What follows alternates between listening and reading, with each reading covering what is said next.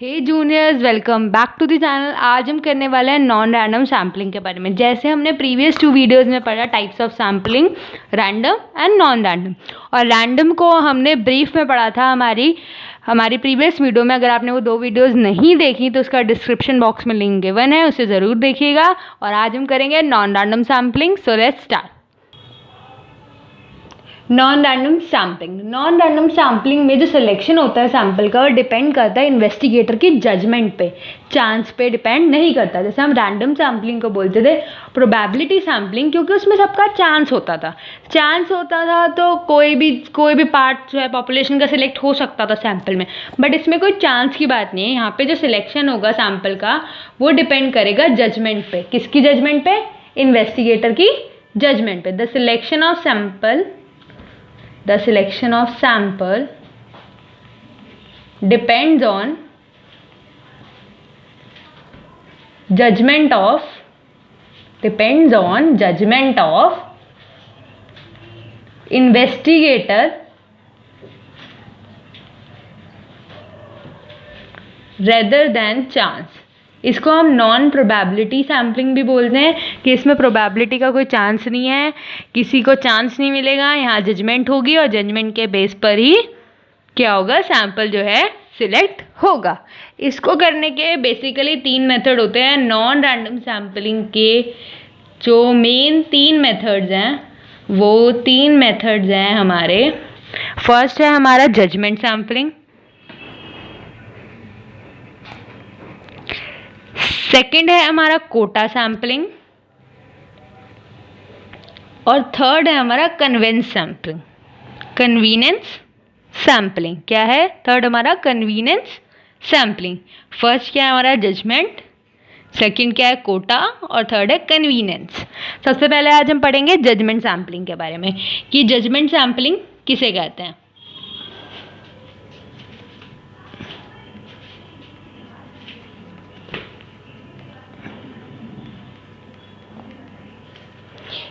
इस मेथड के अंदर जो हम सैम्पल आइटम जज करते हैं वो डिपेंड करती है इन्वेस्टिगेटर के जजमेंट पे। ये किस पे डिपेंड करती है? Depend on judgement of investigator के जजमेंट पे डिपेंड करती है कि किस चीज़ का सिलेक्शन होगा, कैसे सैम्पल फॉर्म होंगे। जैसी जजमेंट होगी इन्वेस्टिगेटर की वैसा ही सैम्पल जो है फॉर्म होंगे। सबसे पहले मान लीजिए एक एग्जांपल लेते हैं कि इन्वेस्टिगेटर ने एक ओपिनियन पोल कंडक्ट किया है जिसमें हम स्टूडेंट के कैजुअल ड्रेस के रिगार्डिंग उनके व्यूज़ जानना चाहते हैं। इन्वेस्टिगेटर ने 50 स्टूडेंट सिलेक्ट किए जिनसे उन्होंने ओपिनियन लिए। कितने पॉपुलेशन में से? 1500 स्टूडेंट की पॉपुलेशन में से। 1500 स्टूडेंट की पॉपुलेशन में से उसने 50 स्टूडेंट जो सिलेक्ट किए अपने ओपिनियन पोल के लिए, वो क्या कहलाएगी? जजमेंट, कि उसने जज कर 50 स्टूडेंट को सिलेक्ट किया। इसको हम बोलते हैं पर्पसिव सैम्पलिंग। क्या बोलते हैं? इसका अदर नेम क्या है? पर्पसिव और डायलिब्रेट सैम्पलिंग। इनके अदर नेम्स आपको पता चल गए, पर्पसिव या फिर डायलिब्रेट सैम्पलिंग। बात आती है इसके मेरिट्स की कि इसके मेरिट्स क्या क्या हैं। तो मेरिट्स ऑफ जजमेंट सैम्पलिंग,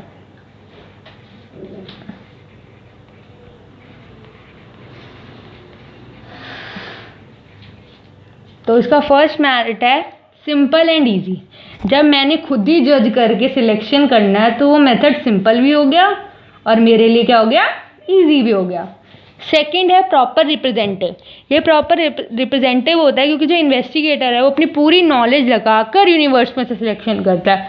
पूरा हर चीज़ को चेक करके अपनी इंफॉर्मेशन जिसके अकॉर्डिंग, उससे जिसकी भी रिगार्डिंग इंफॉर्मेशन उसने कलेक्ट करनी है उसके अकॉर्डिंग जो है जजमेंट कर सिलेक्शन करता है सैम्पल का। तो ये प्रॉपर रिप्रेजेंट करती है हमारे गोल्स को, हमारे ऑब्जेक्टिव को, या जिस भी कंपोजिशन से रिलेटेड हमें डाटा चाहिए।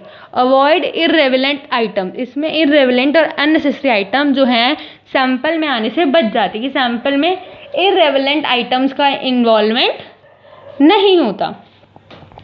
कि जो किसी भी काम की ना हो, ऐसी चीज़ों का एंट्रेंस नहीं होता, क्योंकि ये जजमेंट बेसिस पे है। तो हर इन्वेस्टिगेटर चाहेगा कि उसकी जजमेंट, वो अपनी जजमेंट से बेस्ट ही चुनेगा, अननेसेसरी और इररिलेवेंट आइटम को सैंपल का पार्ट बनने नहीं देगा। इसके बाद आती हैं इसकी डीमेरिट्स, कि हमारे जजमेंट सैम्पलिंग की क्या क्या डीमेरिट्स ऑफ जजमेंट सैम्पलिंग। इसकी सबसे पहली डीमेरिट है पर्सनल प्रीजस्टिस।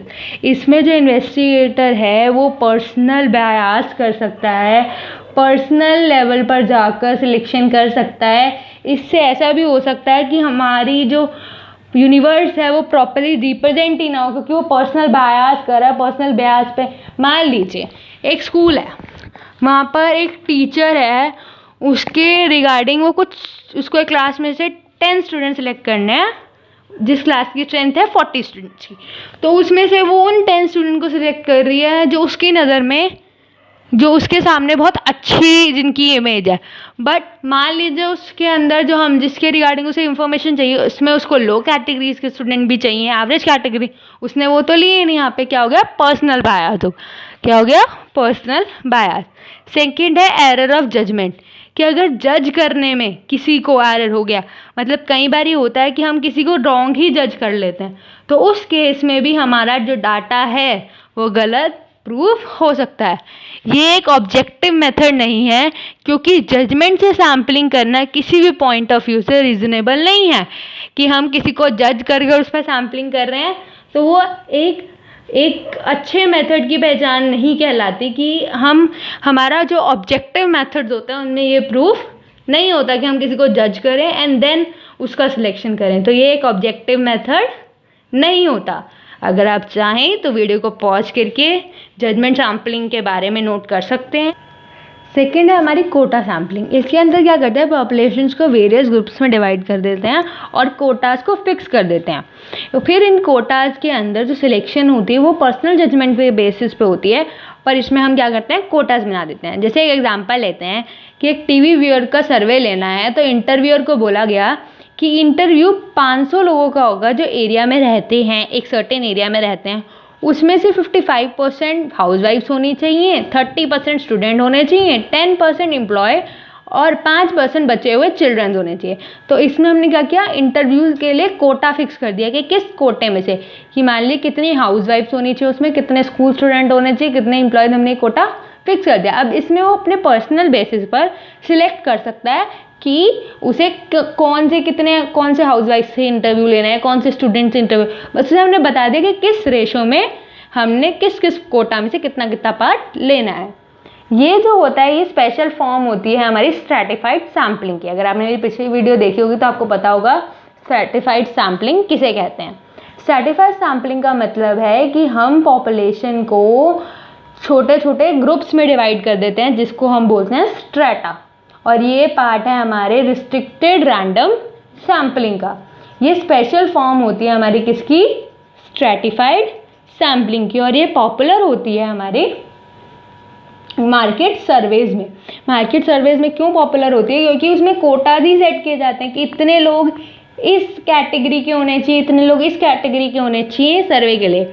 मान लीजिए हमें किसी मेकअप प्रोडक्ट के बारे में चाहिए, तो हम लोग क्या करते हैं, उसके अंदर जो इंटरव्यूअर होता है उसको बता दिया जाता है कि जो ये प्रोडक्ट का सर्वे वो ऐसा लिया जाना चाहिए कि एक हाउसवाइफ का 10% हो उसमें कंट्रीब्यूशन, और वर्किंग वुमेन्स का जो है उसमें 70% कंट्रीब्यूशन हो, टीनेज का जो है वो 20% हो। तो ऐसे क्या हुआ, हमने कोटा डिसाइड कर दी कि किस टाइप के लोग से किस लेवल तक का या किस रेशो का हमें इंटरव्यू चाहिए। तो ये मार्केट सर्वे और ओपिनियन पोल्स के अंदर बहुत पॉपुलर होता है ये मेथड। ये जो होता है कॉम्बिनेशन होता है हमारे स्ट्रैटिफाइड और डायब्रेट सैम्पलिंग का। डायब्रेट सैम्पलिंग किसे कहते हैं, हमने अभी पढ़ी है वो, किसे बोलते हैं हम डायब्रेट सैम्पलिंग, हमारी जजमेंट सैम्पलिंग को। तो जजमेंट सैम्पलिंग और स्ट्रैटिफाइड सैम्पलिंग का ये कॉम्बिनेशन होता है, तो ये दोनों के मेरिट्स को एंजॉय करता है। आप मान लीजिए अब ये स्ट्रैटिफाइड ऐसे है क्योंकि इसमें हमने कोटास बना दी, जैसे स्ट्रैटिफाइड में हम ग्रुप्स बना देते हैं जिसे हम स्ट्रैटा बोलते हैं, और ये जजमेंट सैम्पलिंग का ऐसे पार्ट है क्योंकि बाद में कोटास के अंदर पर्सनल जजमेंट से इन्वेस्टिगेटर लोगों को चुनता है। ठीक है, अब इसके बाद आते हैं इसकी मेरिट्स की बात। इसके मेरिट्स क्या क्या है? इसका सबसे बड़ा मेरिट है कि इसका रिजल्ट जो होता है वो रिलायबल होता है। इसका रिजल्ट क्या होता है? रिलायबल होता है, क्योंकि अगर इन्वेस्टिगेटर अपने स्किल और एक्सपीरियंस को यूज़ कर अच्छे से अकॉर्डिंग टू कोटा फिक्शन जो है डाटा कलेक्ट करता है, जो इसका रिजल्ट क्या कहलाता है? रिलायबल कहलाता है। सेकंड इसका मेरिट है ये इकोनॉमिकल होता है। ये इकोनॉमिकल होता है क्योंकि इसके अंदर जो सैम्पल प्रिपेयर करने की कॉस्ट होती है और जो फील्ड वर्क होता है वो बहुत कम होता है, इसलिए ये इकोनॉमिकल होता है। इसके डीमेरिट्स, इसका एक डीमेरिट है पर्सनल प्रीजस्टेड। इसके अंदर भी रिस्क होता है कि बायास सैम्पलिंग होगी, क्योंकि जो हमारे कोटास फिक्स है उसमें तो हमारा इन्वेस्टिगेटर अपने पर्सनल जजमेंट पर ही करेगा काम, तो इसमें भी पर्सनल बायास के चांसेस कहीं ना कहीं होते हैं, पर्सनल प्रीजस्टिस। सेकंड है इसका not possible to estimate sample error. इसके अंदर हम सैम्पल एरर्स को नहीं पॉसिबल, क्योंकि इसमें जो डिग्री ऑफ एक्यूरेसी होती है वो तो हम अचीव कर लेते हैं, बट इसमें जो एरर आते हैं उनको इतनी जल्दी से एस्टिमेट करना आसान नहीं होते। वो एरर पूरे डाटा को तबाह भी कर सकते हैं, क्योंकि छोटा से छोटा एरर भी पूरे डाटा को जो है वो नष्ट कर सकता है या इरिलायबल कर सकता है। इसके बाद हमारा लास्ट है सैम्पलिंग का, नॉन रैंडम सैम्पलिंग का part, convenience sampling. Convenience sampling क्या होती है? कन्वीनियंस सैम्पलिंग के अंदर जो सैम्पलिंग यूनिट होती है उसमें स्पेशल अटेंशन दी जाती है कन्वीनियंस को, कि कन्वीनियंट वे में जो है डाटा कलेक्शन हो, कि जो हमारा इन्वेस्टिगेटर है और जो भी हमारा इंटरव्यूअर है उसकी कन्वीनियंस को देखकर हम क्या करते हैं, इसमें डाटा कलेक्शन करते हैं। इसके नाम से पता चला होगा कन्वीनियंस सैम्पलिंग, कि कन्वीनियंट वे में डाटा कलेक्ट करना। कन्वीनियंट वे टू कलेक्ट और सिलेक्ट सैम्पल, कि कन्वीनियंट वे से इन्वेस्टिगेटर या इंटरव्यूअर है वो डाटा कलेक्ट कर सकते हैं। एक एग्जांपल लेते हैं कि हमें एस्टिमेट करना है कि एवरेज हाइट क्या है इंडियंस की, तो इन्वेस्टिगेटर जो है दिल्ली से बिलोंग करता है, तो वो अपनी कन्वीनियंस के हिसाब से दिल्ली स्टेट को यूज़ कर वहाँ से डाटा कलेक्ट कर सकता है एवरेज हाइट के ऊपर। तो ये क्या हो गई? Convenient sampling. इस मेथड ऑफ सिलेक्टिंग सैम्पल को हम बोलते हैं चंक। क्या बोलते हैं? Chunk. This method of selecting sample is called chunk.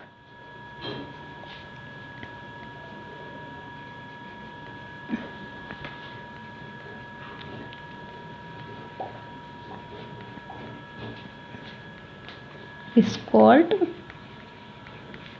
Chunk. तो ये हमारी क्या है? Convenience sampling. अगर आप चाहें तो वीडियो को पॉज करके ये पॉइंट्स को नोट कर सकते हैं। उसके बाद हम बात करते हैं मेरिट्स ऑफ कन्वीनियंस सैम्पलिंग। ये कन्वीनियंस सैम्पलिंग के क्या मेरिट्स होते हैं? इसका फर्स्ट मेरिट है इकोनॉमिकल। ये जो होता है लेस एक्सपेंसिव होता है, लेस टाइम कंज्यूमिंग होता है, क्योंकि जब हम अपने कन्वीनियंट में काम करेंगे तो हम सबसे स्मार्ट वे ढूंढेंगे उसको काम करने का, कि ईजीली और जल्दी हो जाए। इसमें जो कमांड देना होता है वो इजी होता है, क्योंकि आप जहाँ से सैंपल कलेक्ट कर रहे होते हैं उस प्लेस से जो हमारा इन्वेस्टिगेटर होता है वो कनेक्टेड होता है, क्योंकि कन्वीनियंस वही होती है जहाँ पर हम पहले से ही उस जगह को जानते हो। तो इजी, कनेक्टेड और कमांडेड, कि इजीली कनेक्टेड होते हैं वहाँ से, और कमांड देना भी जो होता है वहाँ पर इजी होता है। सेकेंड होता है suitable for pilot survey. Pilot studies जो होती हैं जिसमें हम प्री टेस्टेड और पल्मरी इंफॉर्मेशन कलेक्ट करते हैं, उस जगह पर ये जो होता है ये डाटा कलेक्शन क्या होता है? सुटेबल होता है। Suitable for pilot survey.